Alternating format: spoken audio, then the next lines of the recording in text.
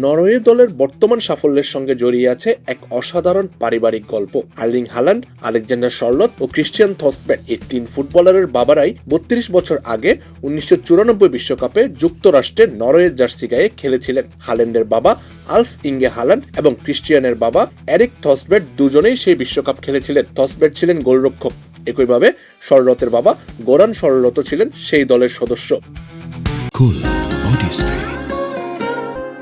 Long-lasting fragrance. Get সেবার ইতালির বিপক্ষে ১-০ গোলে হারা ম্যাচে তিনজনই মাঠে বা দলে যুক্ত ছিলেন। থসবেট গোলরক্ষক ছিলেন যখন দিনবাজ্য জয়সূচক গোলটি করেন, আর আলফ ইঙ্গে হাল্যান্ড পুরো ম্যাচ খেলে দেখেছিলেন একটি হলুদ কার্ড। এবার সেই তিন বাবার ছেলেরাই একসঙ্গে নরওয়ের হয়ে বিশ্বকাপ মাতাচ্ছেন।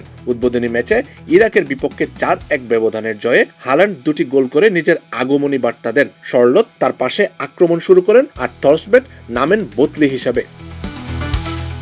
শার্লট এই বিশ্বকাপকে দেখছেন পারিবারিক ঐতিহ্যের ধারাবাহিকতা হিসেবে। ফিফাকে দেওয়া সাক্ষাৎকারে তিনি বলেন, ছোটবেলায় বাবার কাছে থেকে শোনা যুক্তরাষ্ট্রের সেই গরমের বিশ্বকাপের গল্পই তাকে অনুপ্রাণিত করেছে, আর বাবাই ছিলেন তার ক্যারিয়ারের সবচেয়ে বড় প্রভাবক। এই আবেগ আরো গভীর হয়ে উঠেছে বাস্তব মাঠের লড়াইয়ে। হাল্যান্ডের দেরিতে করা দুটি গোলে নরওয়ে ব্রাজিলকে ২-১ ব্যবধানে হারিয়ে প্রথমবারের মতো উঠে বিশ্বকাপের কোয়ার্টার ফাইনালে, আর ব্রাজিল ছিটকে যায় ১৯৯০ সালের পর সবচেয়ে আগে ভাগে।